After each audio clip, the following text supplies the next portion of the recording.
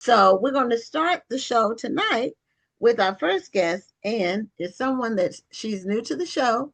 She's never been on. I've seen her work and seen her around for years and years, but we've never met face to face, as far as I know. I don't think we've ever met face to face.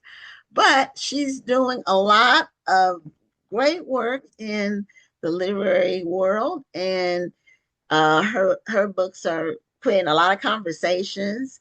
She's creating her own lane in terms of genres, and it's all great. So we want to welcome Danielle Allen to Black Authors Matter TV.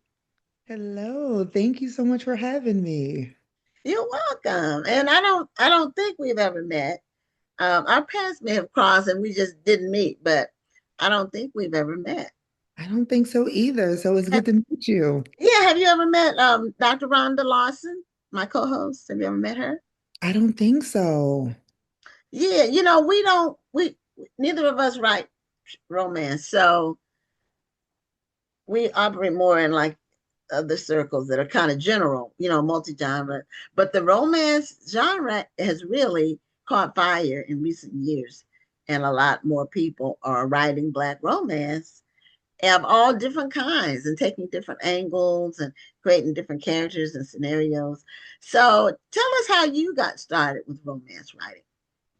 So it was 2013 and I've always loved love. So when I was going to write my first book, I knew it was going to be a romance book. Even though my favorite genre is mystery, I was just like, I want to write a love story because I wasn't seeing myself in the love stories that were out and available that I was getting my hands on.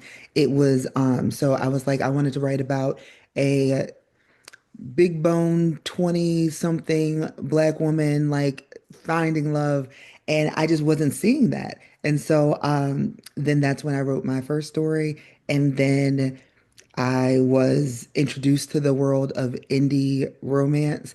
I had no clue because I was only like reading the stuff that was at the library or that so I had no idea that there were so many authors that were out here writing and they just weren't traditionally published. And so I became one of those indie authors in 2013. And so that's how I got started. I had a list of 30 things I wanted to do before I turned 30, and writing a book was number one on that list. And so that's what I did. Okay, I'm not going to ask you what all else was on the list unless you want to share a couple of other things you wanted to do before you were 30. I think we all in our 20s have those lists. And when we're in our 20s, we don't necessarily realize that 30 will be very soon. We don't realize how soon we're Absolutely. in our early 30s, that 20s, that 30 is way out there. It's like, oh, there's time. There's time. There was no time. Like it went by quick. So what else is on your list of what things you want to do for 30? So the things that were on the list were I wanted to go to Italy. I had never like I hadn't left like, you know, had I left the country at that time? Yes, I'd been to Mexico, but like I Mhm. hadn't been off of North America. Right. So I wanted to go to Italy because I love the movie Under the Tuscan Sun, and it was like this really cute love story. Like Who's in that? I know about it, but I don't think I saw it. I'm gonna look up her name right now because I don't remember the name of the lady. A But female actress. Was it Lane? Was it the Lane Diane lady? Lane, yes. Okay. Okay. All right. And I I was was, picturing her face. and it was just something about like just her just starting over in another country. I was like, ah, that's cute. And then so I was like, I want to go there. I wanted to and there I'm trying to think what else was on that list because most of the stuff that I put on the list, I didn't even get to until after I was 30. So like it just Yeah, but the 30 you think when you're 20. I remember when we were in college at 19. thinking 25 was like way, way, way. So when you're to 30, it just seems so old. And now my daughter is 29 and she'll be 30 next May. And she's like, wow, I'm 30 already. Yeah, it comes fast. And the It one that comes does. the quickest is 40 because when you're in your 20s and 30s, you can still kind of pretend like you're young. You know, you feel like you're still young and you're going to live forever. And when you hit 40, you're like, wow, I'm 40. Okay, that means I'm going to be 50 if I if I keep living. And so 40 comes quick. This is the more shocking age to me. And this is what other people that I talk to that have passed that threshold say the Yeah, 40 is what really kind of takes you by surprise because you kind of just drifting along thinking you're going to be young forever, and then 40, bam, you're 40. agreed. Agreed. so so now did you have you made it to Italy? Have you had I the chance? have. I've been twice and Okay. did not go to Tuscany either time, but I I went, I had a lovely time because I think in theory, a lot of the stuff that she did in Tuscany were things that I like. I'm not into wine, or just being outdoors really. And I know I don't drink wine and I don't drink coffee. And so I feel like people are Oh. like, "Are you a real author?" I don't. I like, Well, Danielle, it was nice talking to you. yes, that'll be my time. All right. But But Well, we Tuscany all is an have interesting our place to go if you drink wine. right, like that's Yeah. I was seeing like there were so many like wine tours and like guesses. things like that, and I was just like, I guess I'll check out Rome and Milan, and so Rome is wonderful, and Milan is great for fashion. yes, I enjoyed my time in Milan and in Rome, but like I never made it to Tuscany, but I was by the time I made it, I was over the movie, and I Okay. mean, you know what I mean? So it was It like was a my distant memory. inspiration. The reason I put it on the list was no longer as relevant in my life. And so, but I did make it there, and I'm sure I did a couple other things, but the number one thing on my list was to write a book. And so Okay, did that. And so you I was did like, all that. So now you're a USA Today best-selling author. So which of your books, or if there's more than one, which book or books made the USA Today bestseller list? so Curvy Girl Summer, which is part one in the Curve series, and Okay. Plus Size Player, which is part two in the Curve series. So both of my traditional books have made the list. Okay. Okay. Now, how many books had you written, or altogether? What's your number? We asked 55. 55. 55 that are Wow. finished. I I've have seen your name a lot, and now I know why. 'Cause a lot of people think because the Curve series is traditionally published, I feel like a traditional publisher has more money than I do. So like I don't have the marketing um dollars to do what they would be able to do. So I feel like there are people who think that Curvy Girl Summer is my debut novel, and I'm like, Uh-huh. no. Yeah, it takes 50 books to become an overnight success. Right. Yeah, quite true. Quite true. They're gonna like, oh, she came out of nowhere. Right.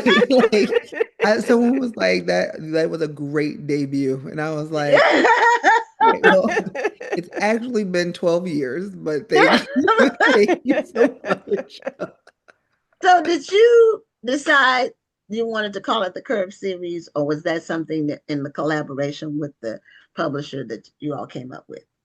So I wanted to call it the Curve series because all of the heroines are big-bodied women, and so they all have curves, and so I wanted it to be the Curve series because the titles are there's no the unifying message in each of the titles is that they are like fat women, but there's no one word that would have like worked for all three. So Oh, Curve was what I okay. put on. Well, and that's a good one. Yes, thank That's a you. good one. Yeah, it is a So, good one because and there's curvy doesn't necessarily mean overweight. It just means you're no, fine. no. Exactly. It means you have some definition in the different parts Like I of your said, you're body. fine. Yeah. Exactly. It's That's it. distinguishable. Eh, So tell us about Curvy Girl Summer, which is the first one, and just give us a synopsis of that one, and then we'll move on to the plus size player. Now, the plus size player, that's the one that I've seen a ton of like ads for coming to, people reading that one. But not as much for the Curvy Girl Summer. When did the Curvy Girl Summer come out? Curvy Girl Summer came out last year. So it came out last June, and Plus Size Player came out this past June. So Okay. 2024 for Curvy Girl Summer, 2025 for Plus Size Player. And Okay. then Big Girl Blitz comes out April of 2026. Okay. So are these all new characters in each book, So or is the this a continuation?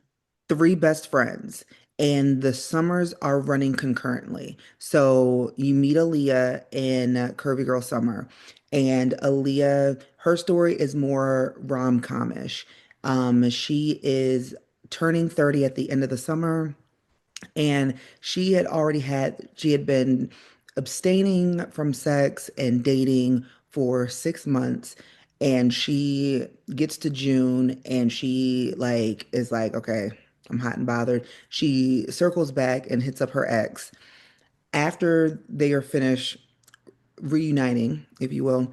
Hmm. She's like, you know what, this is exactly why I broke things off with him. Like, I don't want this. I want to find my person. So then she spends the summer like on this dating app at the instruction of like our local bartender. She had gotten stood up. The local bartender was like, "Well, have you tried like a dating app?" So she gets on Tinderfish and she is swiping through and meeting these men all throughout the summer. And one of her fears have always been like, if I go on a date, like he could put something in my drink. I could get harmed in some way. So the bartender's like, if you meet your dates here, then I'm here every Friday. I'll look out, like, I'll make sure like no one puts anything Oh, in your drink. I got your okay. back. Like now you can like, safely meet these people, but you have somebody like watching over you. And she was like, okay, I feel safe with that. So then you follow her journey as she is going on these dates all summer, trying to see if she's going to have a boyfriend. Because if she just wanted any old body to go with her to her big birthday party, she could have had that. But she wanted to find her person. She wanted to find the one. So she is dating with intention over the summer, and you get to watch that play out. And then you get to see what happens when her birthday comes. And the book ends at the end of August on her birthday. Plus size player, that story is Nina. So there's three best friends, Leah, Nina, and Jasmine. Nina's story starts at the beginning of August of the same summer Oh, and okay. runs through the middle of September. So for people who started with plus size player, they get a little bit of a spoiler because all of the girls they go to Aaliyah's birthday party. So you get to see that they are all with someone. Um, but you don't know exactly who if you read in the correct order. But for the people who read the second one first, then they are like seeing who Aaliyah ends up going to the party with, and then they get more on Nina's story. And it ends middle of September where Fashion Week time is happening because Nina's a model. Um, so then in Jazz's book, Big Girl Blitz, that starts technically at the beginning of June. So you get, or the middle of June, you get to see why Jasmine was away all summer, because you know from Aaliyah and Nina's point of views in their books that Jasmine's away and that she's having a rough time. She's having a rough summer. So you get to see what happened with Jasmine and why she was in such a bad place. And then you also get to see from Aaliyah's birthday party when she comes back to town through, let's say, October, but the end of the year, we'll say that. Okay. Um, and book three, there are a lot of sport. Like you can't start with book three. You Mhm. have to, like, even I don't like it if people start with plus size player, but you technically can and then go back to Aaliyah's story. But book three, you absolutely cannot read that one first Mhm. because you get to see Aaliyah and who she ended up with, Nina and who she ended up with, and then Jasmine, you get to see how her story plays out. So the reason Aaliyah's story ends when it does, and the reason Nina's story ends when it does, is because you get more of them in Jasmine's story with their people. And so Well, well, that's you how have that. answered the social book club's question because just as you were about to give your explanation, the social book club asked if the books could be done separately or is it not suggested? And then you just said you can't read book three first. You cannot.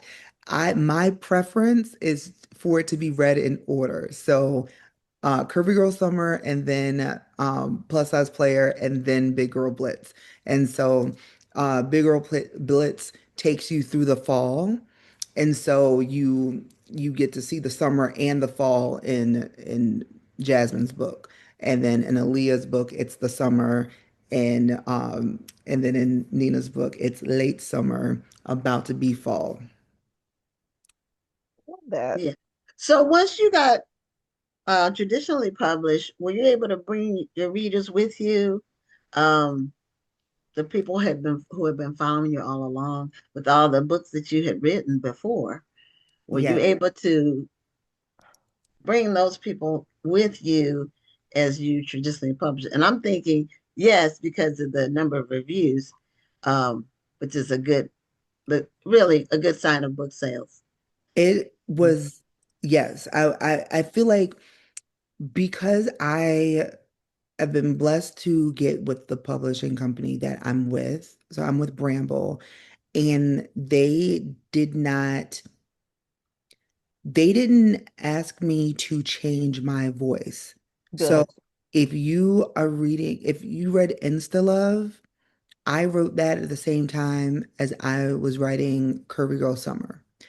And it's still me. Like there's no difference Okay. in how I am being asked to tell my stories. So I feel like it was an easy transition for the readers that I have because it's not as if my voice has been watered down or changed to to be traditionally published. So I was fortunate enough to be able to bring the readers that I had with me on this journey.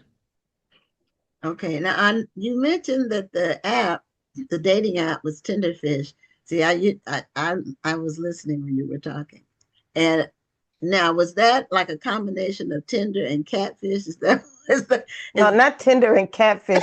Tinder and I think it's plenty called of Plenty of fish? Fish. Well, it's also catfishing too.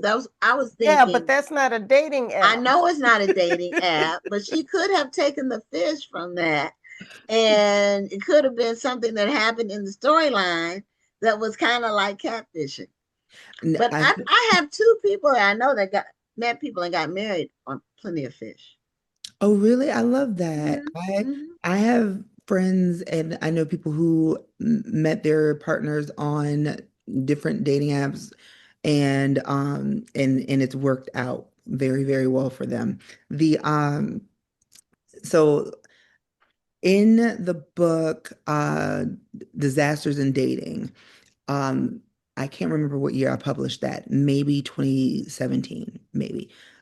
But the dating app that they used was called Tinderfish, and it's spelled like Tinder, not like Like the dating app fire Tinder, tender. but like if your meat was Tinder, Oh, if okay. so like Oh, Tender fish. okay. And so it's a play on, but it is a play on like Okay. Tinder and Plenty of Fish. But Okay. so yeah, it was a dating app that I had created in the book, in the Disasters in Dating books, and I just brought it back for this. Oh, okay. Okay. So Um, people who are familiar with your earlier work will recognize the app. Yes, and they also all of my characters except for one of them, uh, they all either graduated from um like Hamilton University. Like they either graduated from Hamilton, they went to Hamilton to work, or they like so it's a fictional university that I've created in my world that okay. that's in Richland, Maryland, and which is also a fictional city. And everybody in my catalog, they either lived in Richland, they went to Hamilton University, either Okay. graduated, they worked there. They have some affiliation with Hamilton University. So so readers who have read my stuff would not be surprised to see Hamilton University alumni all throughout. From a fictitious they graduates. Do they have a reunion? So not Okay. necessarily a reunion yet, but Okay. Big Nick Energy is a homecoming, a HU homecoming story that came out last year, and there were a number of people from Pat, like the main characters are new characters, but because they're at homecoming and they're going to different events, when they're at these events, some of the people who are speaking are characters who were in other books. And so I wanted it to feel like a homecoming for the reader too, because then they're reading and then they're like, oh wait, that's that person from Continuum, or that's that person from Sweatpants season. And so that's how I wanted it to come across. Okay. Well, it sounds like you put a lot of thought into um making your books Yes. continuous Yeah, to where that's what the I was about to reader. say. I love it's not like totally continuous, but just Right. those callbacks to earlier Yeah. books. Yes. Hmm. It makes it more fun for the readers who have been following you for a long time. Yes. Yes, yes, yes. And it makes me happy because I dedicated Big Nick Energy to like my readers because I felt like I wouldn't have been able to even like continue in this way if it wasn't for the readership. And so I am greatly appreciative. Everyone who's ever purchased the book, read it and reviewed it, like all of that, like I so thankful. So it was like I know people who've been rocking with me will get a kick out of this. And it was fun to write too. It made me, I did have to go back and okay, wait, where did I knew they worked at a specific thing, but like I wasn't completely like 100% because it'd been some years. So I'm like, okay, let me go back to see what the name of their clothing company was or what the name of like, Yeah. Yeah. You have to refer back to the previous books yes, when you were weaving a story together where you're keeping the same settings and all that. Because you don't want absolutely. to create makes something that's different because readers will point it out to Absolutely. And you. so They pay attention to the details. I mean, absolutely. So I when I am meet with book clubs and they'll tell me one person actually found a mistake in the person who was speaking that didn't get caught in the three different edits oh, that the book underwent. But fortunately, because it's on Kindle on KDP, I was able to fix it and just Right. And just upload it again. re-upload the new one. It was I mean, exactly. and I miss. I missed it, and I have a very meticulous editor, and she missed it. But one of the readers in the book club that read the book pointed it out, and then all of the everybody in the meeting was like, "Okay, what do you mean?" And we went to that page, and sure enough, it was a different person speaking than it was supposed to be. And so, but that's right. Readers, they read. They really. Exactly, exactly. Hmm. And I feel like human error, like I feel like if you, especially when you wrote it, you know Yes, you what it's can read supposed to over it. be. So like, Right. Right, and, exactly. and it's Or And your you read eyes know over it. what's supposed to be there, Right, so they right. overlook it. So your mind plays a trick on you. You don't recognize that it's an error. And that's Mhm. why you can't edit your own work. Yes. Even if you are an editor, if I edit books. Well, I don't now, but I spent years editing people's books. But I don't try to edit my own because you're too close to it. Absolutely.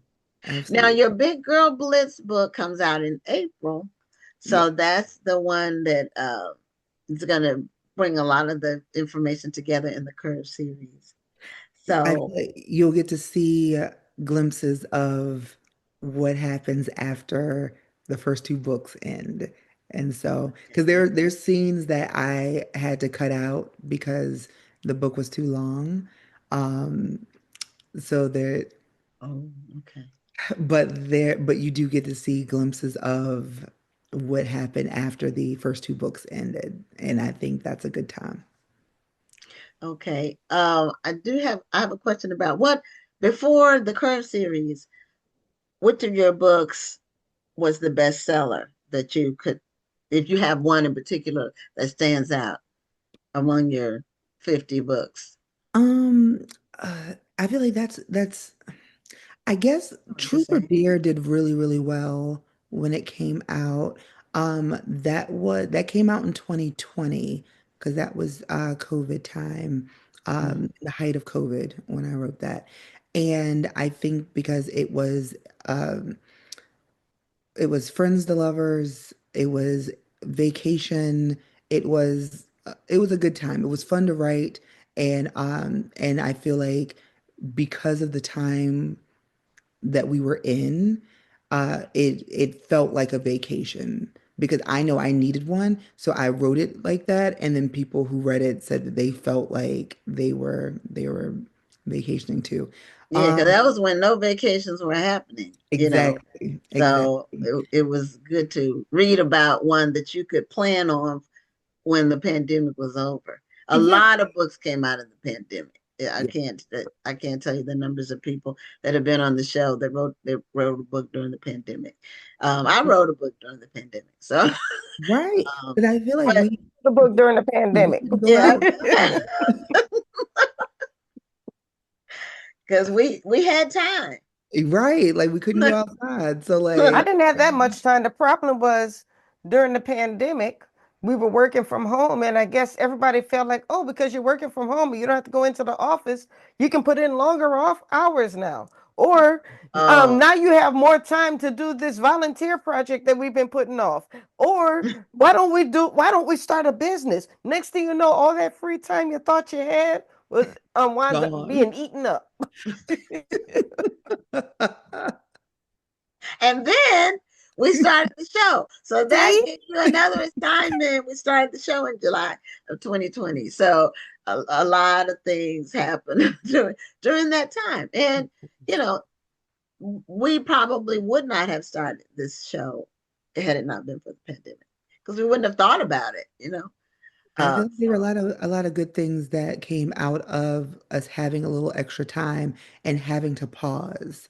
And so Yeah. it yes, was yes, definitely trying times, but having to pause is so necessary. So like I feel like look what you all like were able to do. Y'all paused and then like something great came out of it. So I agree with that. That is yeah. quite true. Well, we're at the end of our time. It really went by fast. it So, did. just in the short time we have left, let people know how they can connect with you on your name is on the screen. So, how they can connect with you via social media or your websites or So whatever. my website is authordanielleallen.com. I do not. keep that up like I should. So follow me on social media. So it's at author Daniel Allen on TikTok, on Instagram, Facebook. It's, Facebook author Daniel Allen or Daniel Allen author. So one is my like friend page, the other one is my like page. Okay. I have a group on Facebook that's called By Danielle Allen. You can join the group. Sometimes random shenanigans there. I have a Patreon that's called The Art of Being Danielle. And I'm trying to make sure I'm giving that correct because I don't promote that enough. Um, but yeah, like The Art of Being Danielle. And that I have interviews on there, I have random updates, and it's been a busy season. So the next one that's coming up will be November 1st. And yeah, I feel like TikTok. I'm on like Blue Sky, but Yeah, I'm on Blue Sky, but I'm on it, but I'm not on it. same. And so I want to say that my name there is just Danielle Allen, but when I remember I do post there, but like usually if you want to keep up with me, I'm on Instagram, my Facebook group, Patreon, or TikTok. Yeah, it's hard to keep up with all those different places. And some came out of a reaction to Twitter, but it's hard to people's habits are hard to break. And people have a habit of going to certain sites, and it's hard to for them to start going somewhere else. It's hard to migrate all those people. So, but anyway, Danielle, it was great talking to you. Glad we had a chance to meet virtually, and hopefully we'll Absolutely. have a chance to meet in person at some point in the future. I hope so too. Thank y'all so much for having me. It was a good time, and it really did fly by. Yeah, it does. Okay, thank you again. Have a great night. Thank you, y'all too. You Bye. too. Bye Bye bye. bye.